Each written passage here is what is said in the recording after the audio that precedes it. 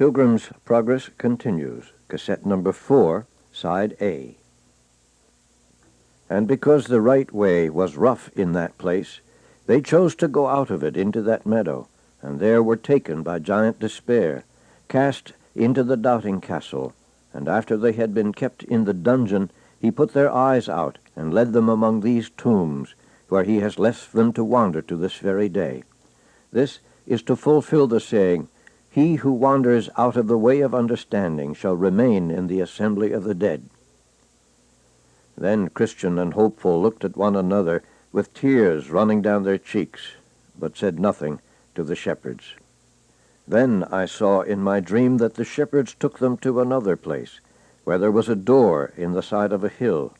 They opened the door and bid them look in.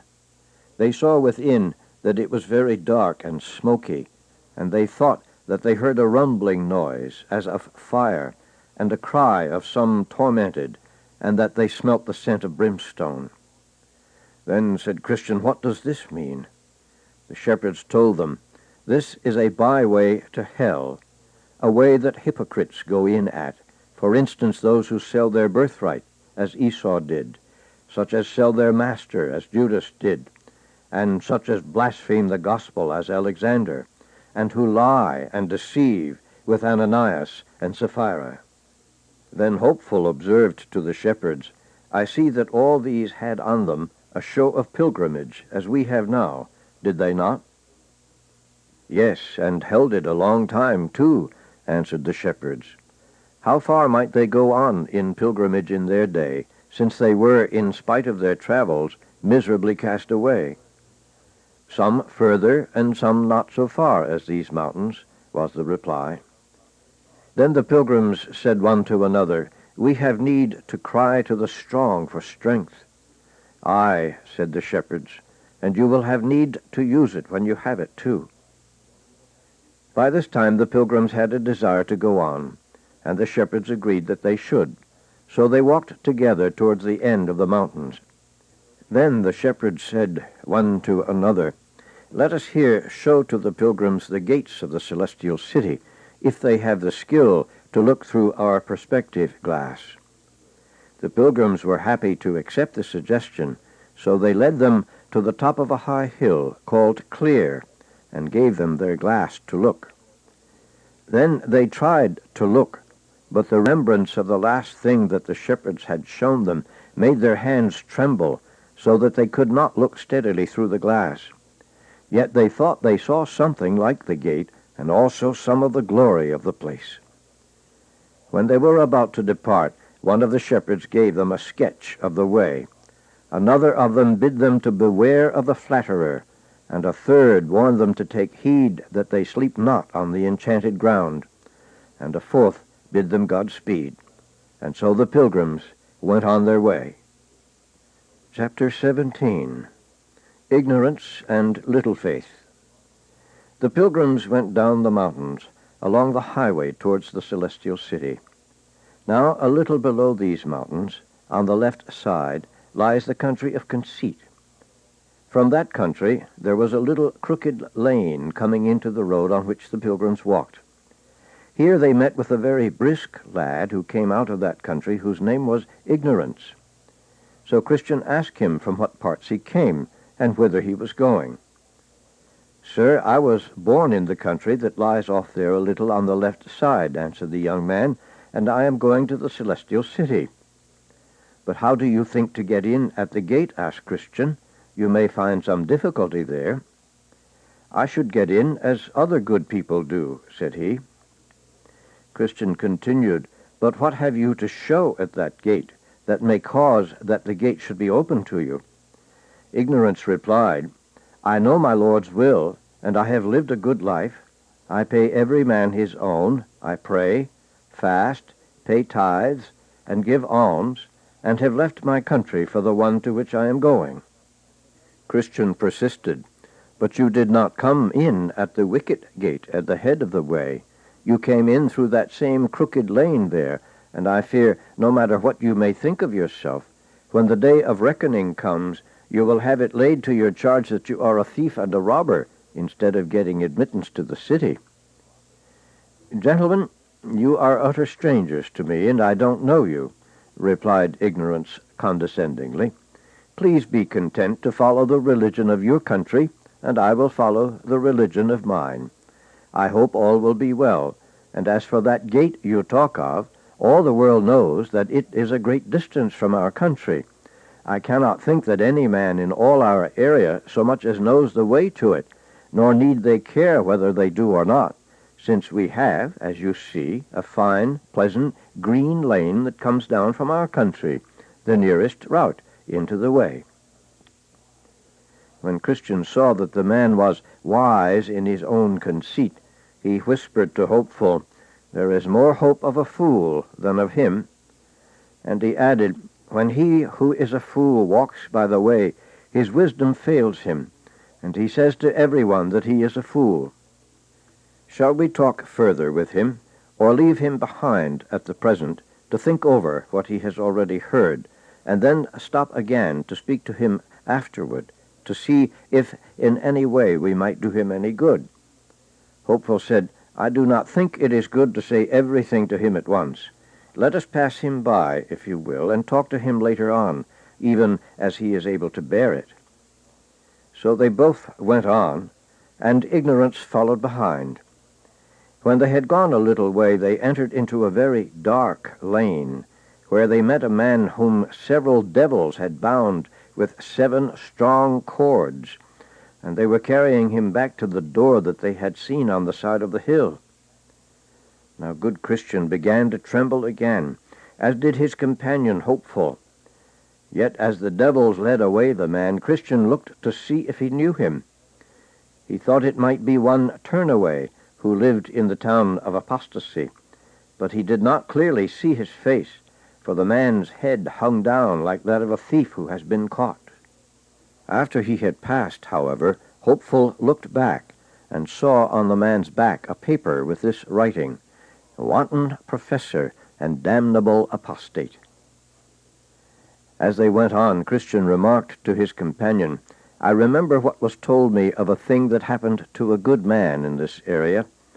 His name was Little Faith, but he was a good man and lived in the town of Sincere. The thing was this: at the entrance of this passage there came down from Broadway Gate a lane called Dead Man's Lane, so called because of the murders that occurred there so often. This Little Faith was going on pilgrimage, as we do now, and chanced to sit down there and fell asleep. Now it happened at that time that there came down the lane from Broadway Gate 3 sturdy rogues, Faint Heart, Mistrust, and Guilt. They were brothers, and spying Little Faith as he sat there, they came galloping up with all speed. He was just waking up, getting ready to resume his journey. So they all rushed to him, and with threatening language told him to stand up. At this, Little Faith looked white as a ghost, and had neither the strength to fight or to fly. Then said Faint Heart, "Hand over your purse." Little Faith cried out, "Thieves, thieves!"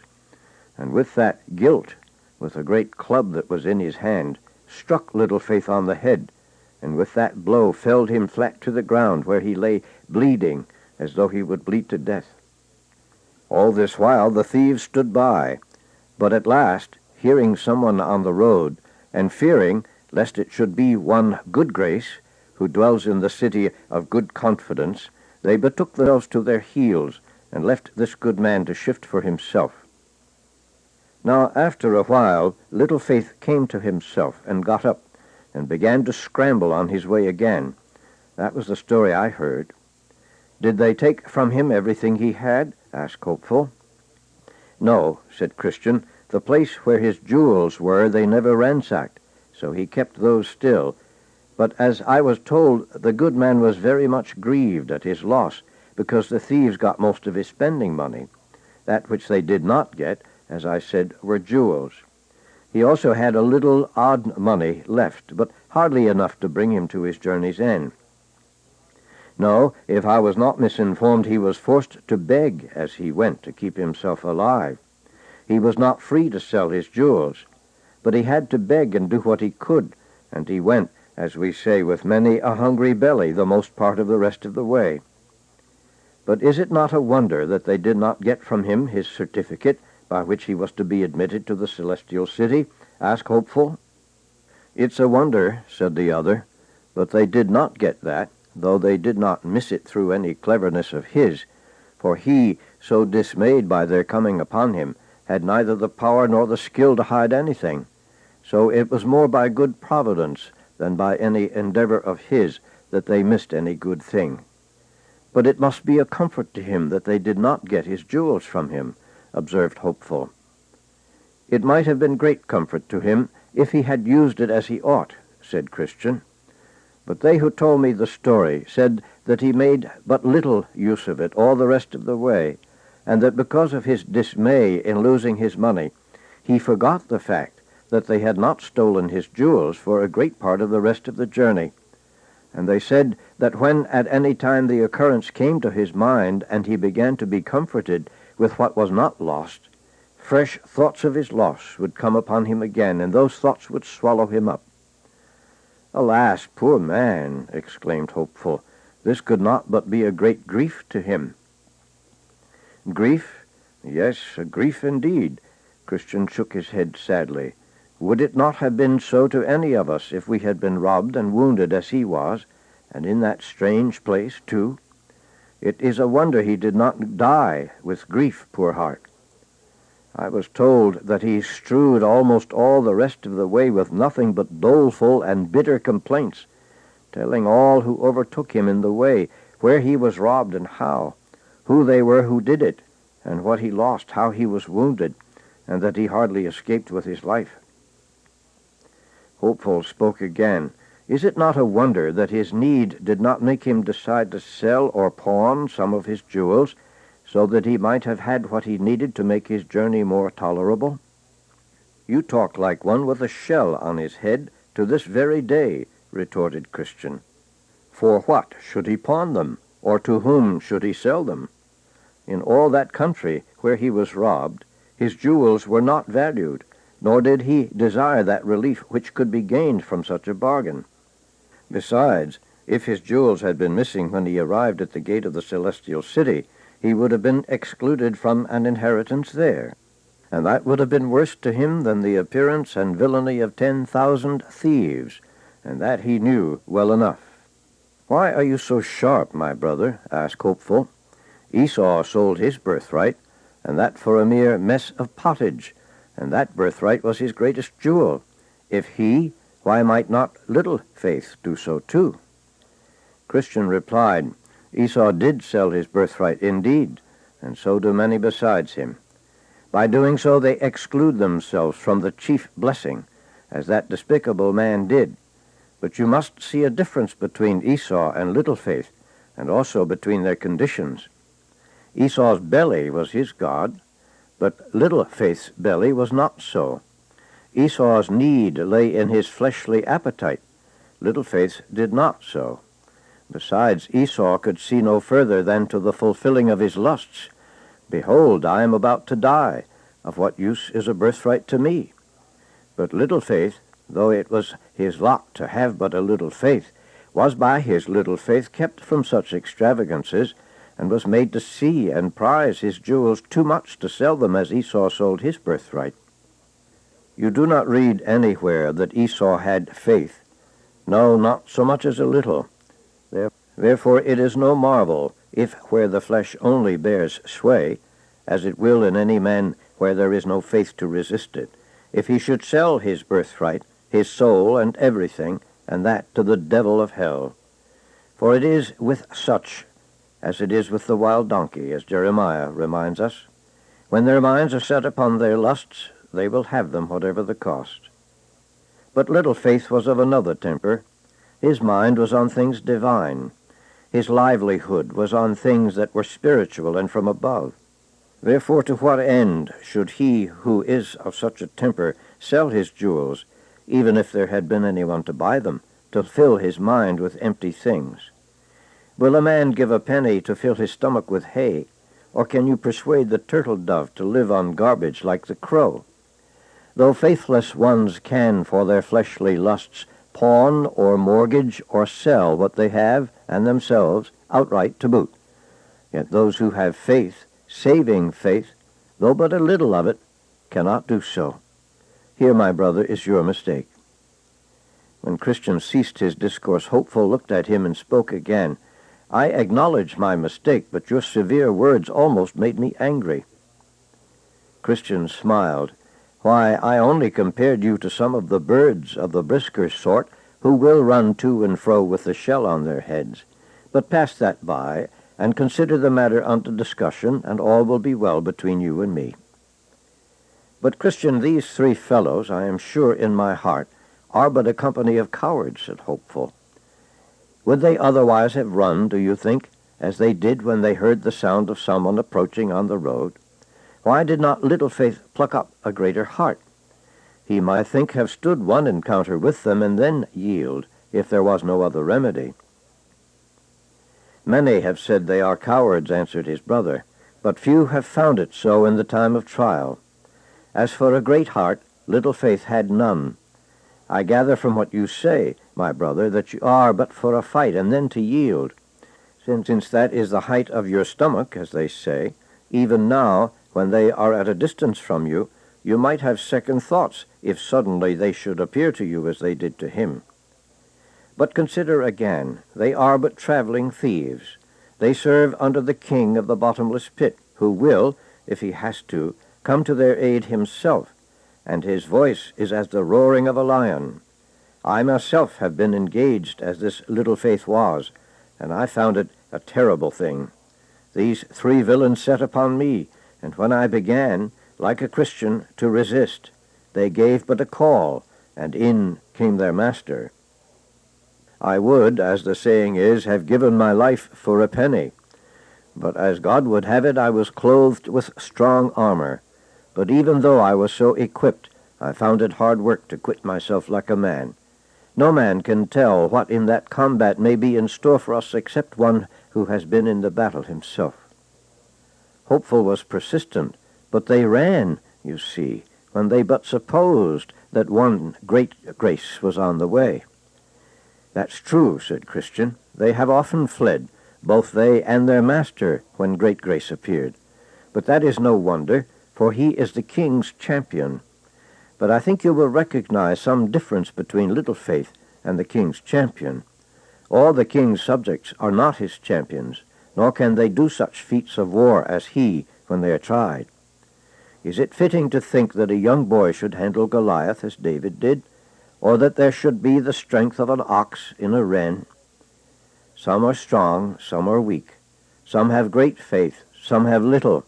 This man was one of the weak, and because of it he went to the wall." "I wish it had been great grace for the sake of those rogues," exclaimed Hopeful. Christian saw that he had not yet gotten his point across. "Even if it had been, he might have had his hands full," he said. "I must tell you that though great grace is excellent in using his weapons, and that so long as he keeps them at sword's point can do well enough with them, yet if faint heart, mistrust, or guilt get within him, it goes hard with him, and they will knock him down.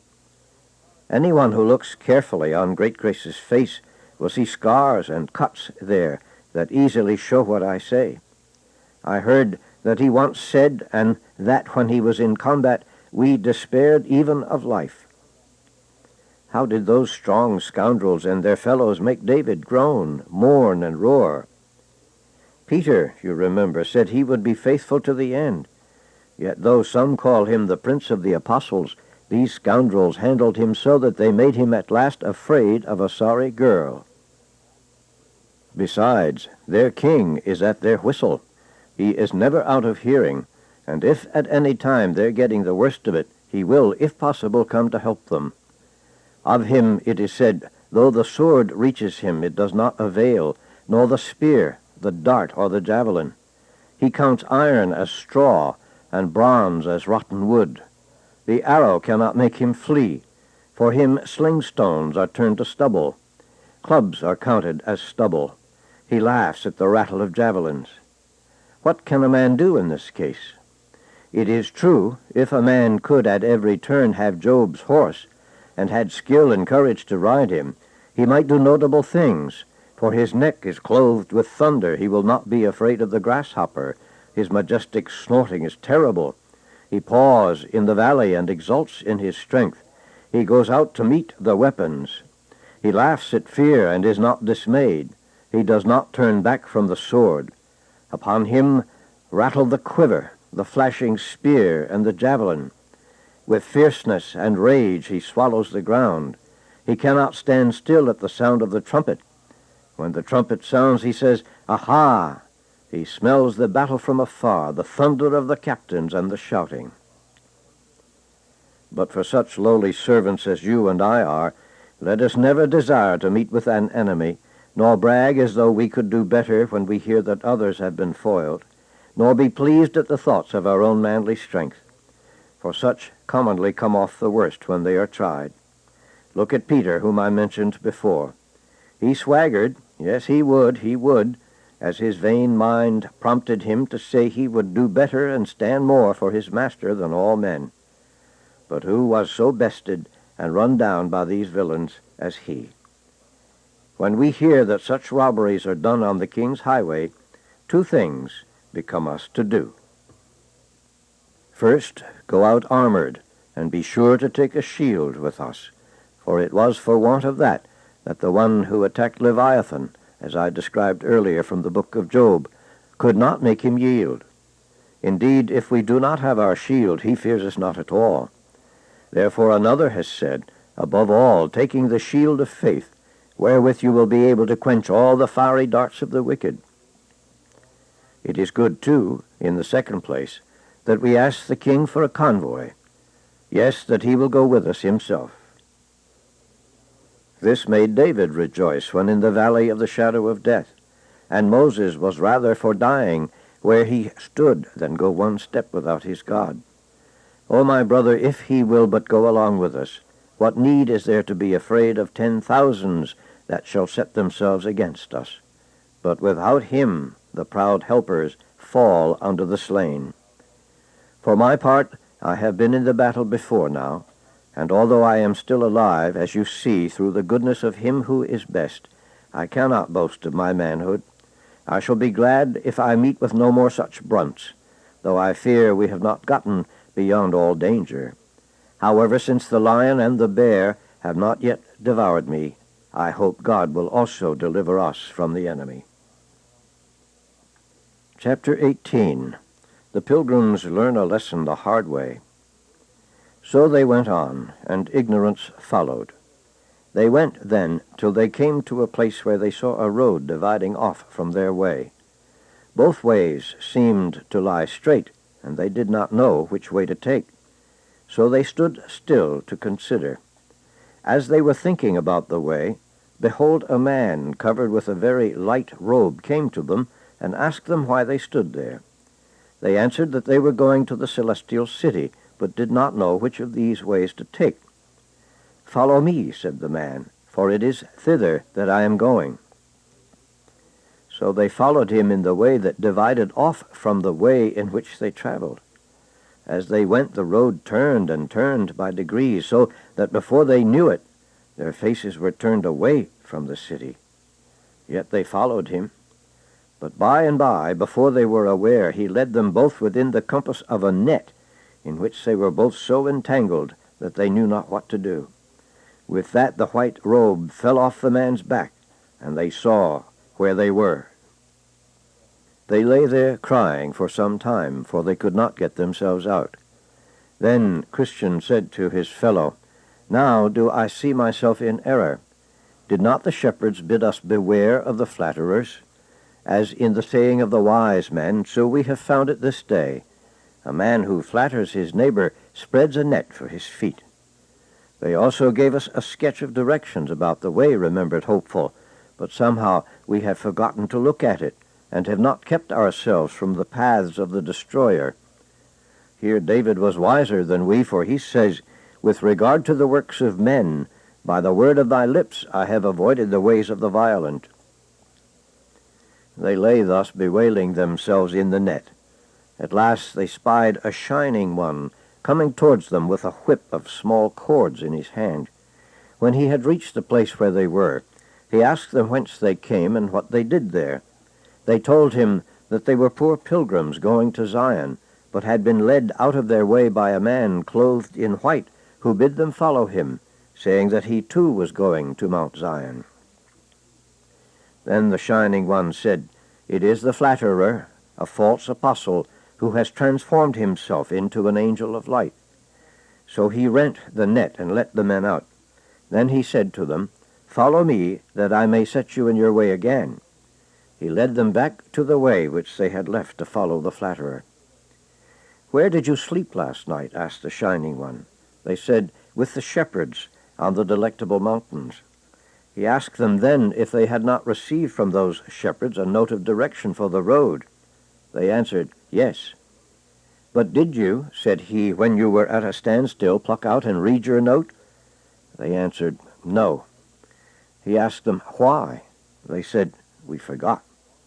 He asked them, "Did not the shepherds bid you beware of the flatterer?" They answered, "Yes, but we did not imagine that this fine-spoken man could have been he." Then I saw in my dream that he commanded them to lie down.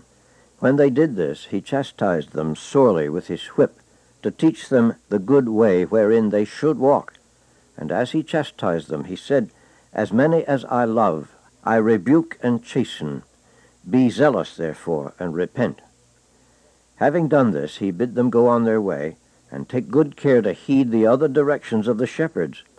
So they thanked him for all his kindness, and went quietly along the right way, singing, "Come higher, you that walk along the way, see how the pilgrims fare, who go astray. When they good counsel lightly did forget, they soon were caught within the flatterer's net." God rescued them again, but you see they are scourged as well. Let this your warning be. Now after a while they saw afar off someone coming quietly and alone towards them. Christian said to his fellow, "Yonder is a man with his back toward Zion, and he's coming to meet us." "I see him," said Hopeful. "Let us be careful now, lest he should also prove to be a flatterer." The man drew nearer and nearer, and at last came up to them. His name was Atheist, and he asked them whither they were going. "We are going to Mount Zion," replied Christian. Then Atheist fell into a very great laughter. "What is the meaning of your laughter?" Christian asked. "I laugh to see what ignorant persons you are," replied the other scornfully, "to take upon you so tedious a journey, and are likely to have nothing but your travel for your pains." "Why, man," said Christian, "do you think we shall not be received?" "Received?" His voice carried contempt as he spoke. "There is no such place as you dream of in all this world."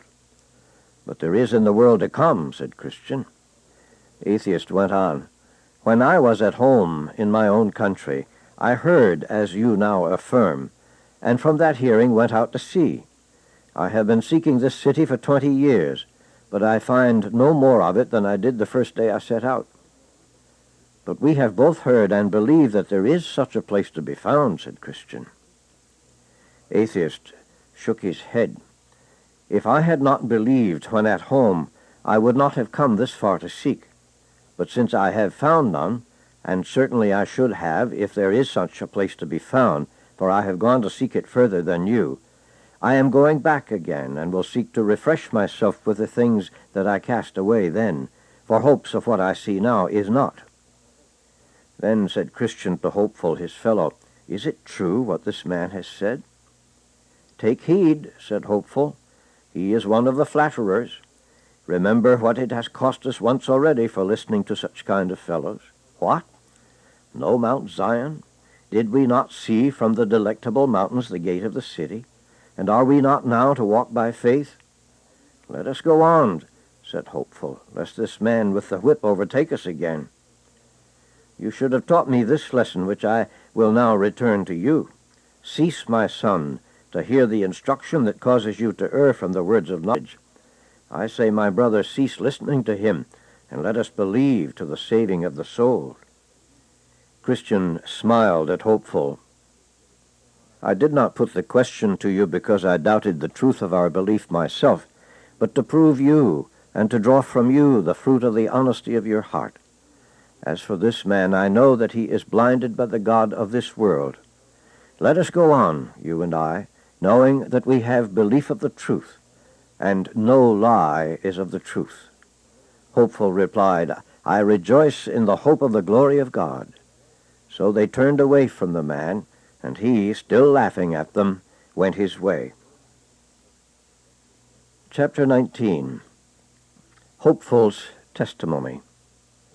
I saw then in my dream that they went on till they came to a certain country where the air naturally tended to make one drowsy as he came as a stranger into it. Here Hopeful began to be very dull and sleepy, and said to Christian, "I am beginning to grow so drowsy that I can scarcely hold up my eyelids. Let us lie down here and take a nap." "By no means," replied Christian sharply, "lest sleeping we never wake again." "Why, my brother?" asked Hopeful. "Sleep is sweet to the laboring man. We may be refreshed if we take a nap." Christian looked at him sternly. "Do you not remember that one of the shepherds bid us beware of the enchanted ground? He meant by that we should beware of sleeping. Therefore let us not sleep as do others, but let us watch and be sober." "I acknowledge myself in a fault," said Hopeful, smiling. "If I had been here alone, I would have, by sleeping, run the danger of death. I see what the wise man says is true. 2 are better than 1. Hitherto your company has been my mercy, and you will have good reward for your labor." "Now then," said Christian, "to prevent drowsiness in this place, let us have a good talk." "With all my heart," said the other. "Where shall we begin?" he asked. "Where God began with us," replied Hopeful. "But you begin, if you please." Christian said, "First, I will sing you a little song. When saints do sleepy grow, let them come hither and hear how these 2 pilgrims talk together. Yea, let them learn from them in any wise, thus to keep open drowsy slumbering eyes. Saints' fellowship, if it's managed well, keeps them awake, and that in spite of hell." Then Christian began, saying, "I will ask you a question. How did you come at first to think of doing as you do now?" "Do you mean, how did I come at first to look after the good of my soul?" asked Hopeful. "Yes," replied the other, "that's my meaning." Hopeful began his story. "I continued a good while in the delight of those things which are seen and sold at our fair, things which I believe now would have, had I continued in them, drowned me in perdition and destruction." "What things are you speaking of?" Christian interjected. "All the treasures and riches of the world," answered Hopeful. "I delighted much in wild and boisterous behavior, partying, drinking, swearing, lying, immorality, Sabbath-breaking, and what not, all of which tended to destroy my soul. But I found at last, by hearing and considering things that are divine, which I heard from you, and from beloved Faithful, who was put to death for his faith and good life in Vanity Fair, that the end of these things is death, and that for these things' sake comes the wrath of God on the children of disobedience." "And did you presently fall under the power of this conviction?" asked Christian again. "No," was the answer. "I was not willing at once to know the evil of sin nor the damnation that follows upon the commission of it. I endeavored instead, when my mind at first began to be shaken with the word, to shut my eyes against the light of it." Christian asked, "But what was the cause of your resistance to the workings of God's blessed Spirit on you at first?" Hopeful said, "Well, first, I was ignorant that this was the working of God on me. I never thought that by awaking to the consciousness of sin, that God at first begins the conversion of a sinner. Then, too, sin was still very sweet to my flesh, and I was loath to leave it. A third thing that held me back was that I did not know how to part from my old companions. Their presence and actions were still so desirable to me.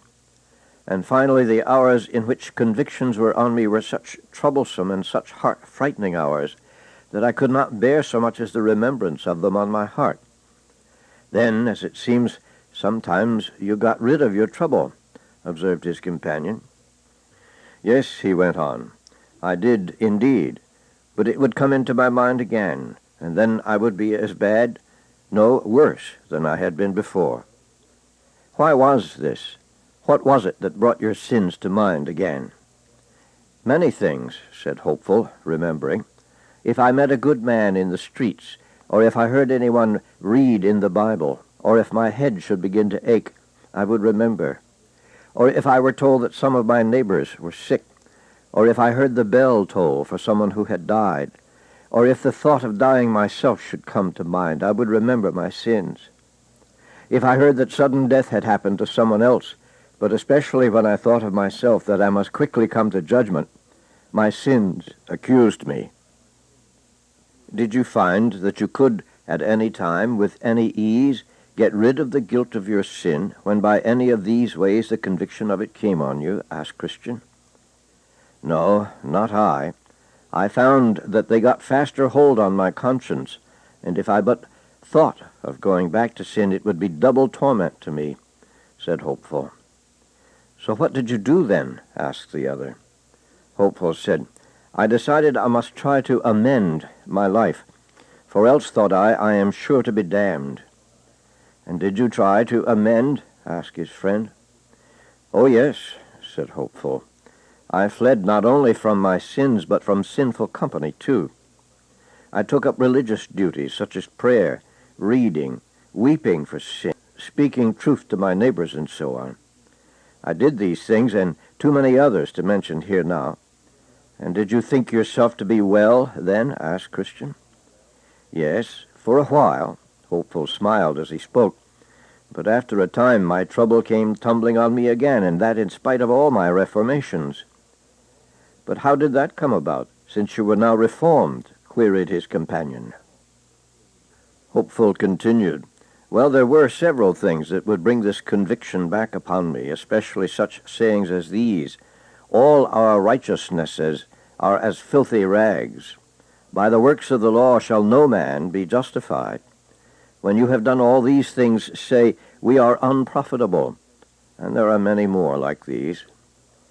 I began to reason with myself like this. If all my righteousnesses are filthy rags, if by the deeds of the law no man can be justified, and if, when we have done all, we are yet unprofitable, then it is but a folly to think of heaven by the law. And then I thought like this. If a man runs 100 pounds into debt to a shopkeeper, and after that shall pay for everything he buys, yet if the old debt still stands on the books, for that the shopkeeper can sue him and throw him into prison until he shall pay the debt. Well, and how did you apply this to yourself? Was the next question. Why, I thought thus with myself. I have, by my sins, run up a great debt into God's book, and that by reforming now I cannot pay that score. Therefore I should think still, in spite of all my amendments of life. But how shall I be freed from that damnation which I have brought myself in danger of by my former transgressions? A very good application, said Christian, but pray go on. Another thing that troubled me since my tardy amendment of life was that if I looked carefully into the best of what I did now, I still saw sin, new sin, mixing itself with the best of what I do. So now I was forced to conclude that notwithstanding my former prideful thoughts concerning myself and my duties, I have committed sin enough in performing one duty to send me to hell, even if my former life had been faultless. Christian asked, what did you do then? Do? I could not tell what to do, exclaimed the other, until I opened my mind to Faithful, for he and I became well acquainted. He told me that unless I could obtain the righteousness of a man who had never sinned, neither my own nor all the righteousness of the world could save me. And did you think he spoke the truth? Hopeful responded, if he had told me so when I was pleased and satisfied with my own reformation, I would have called him a fool for his pains. But now that I had seen my own weakness and the sin that clings to my best performance, I was forced to agree with what he said. But did you think, when at first he suggested it to you, that there was such a man to be found, of whom it might justly be said that he never committed sin? Asked Christian. I must confess, replied Hopeful, that the words sounded strange at first, but after a little more talk and company with him, I had full conviction about it. And did you ask him what man this was, and how you might be justified by him? Yes, and he told me that it was the Lord Jesus, who dwells at the right hand of the Most High. He told me that I must be justified by him, even by trusting to what he has done by himself in the days of his flesh, and what he suffered when he hung on the cross. I asked him further how that man's righteousness could be of such efficacy to justify another before God.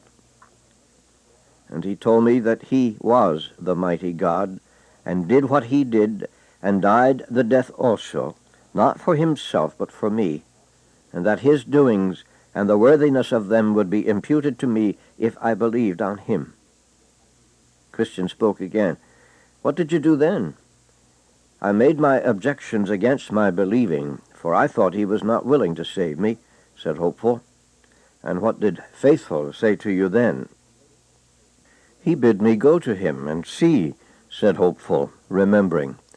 Then I said this was presumption, but he said no, for I was invited to come. Then he gave me a book of Jesus, his words, to encourage me the more freely to come. And he said concerning that book, that every jot and tittle of it stood firmer than heaven and earth. Then I asked him, what must I do to come to him? And he told me I must entreat upon my knees with my heart and soul, Father, reveal him to me.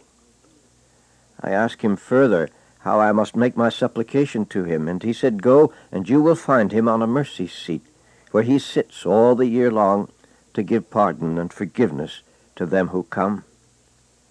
I told him that I knew not what to say when I came, and he bid me say to this effect, God, be merciful to me, a sinner, and make me to know and believe in Jesus Christ. For I see that if his righteousness had not been, or if I do not have faith in that righteousness, I am utterly cast away. Lord, I have heard that thou art a merciful God, and hast ordained that thy Son Jesus Christ should be the Savior of the world, and that thou art willing to bestow him upon such a poor sinner as I am. And I am a sinner indeed. Lord, take therefore this opportunity and magnify thy grace in the salvation of my soul through thy Son Jesus Christ. Amen. And did you do as you were bidden? Asked his companion. Yes, said Hopeful, over and over and over. And did the Father reveal his Son to you? Not at first, nor second, nor third, nor fourth, nor fifth. No, nor the sixth time either, said Hopeful. This book is continued at this point on the other side of this cassette.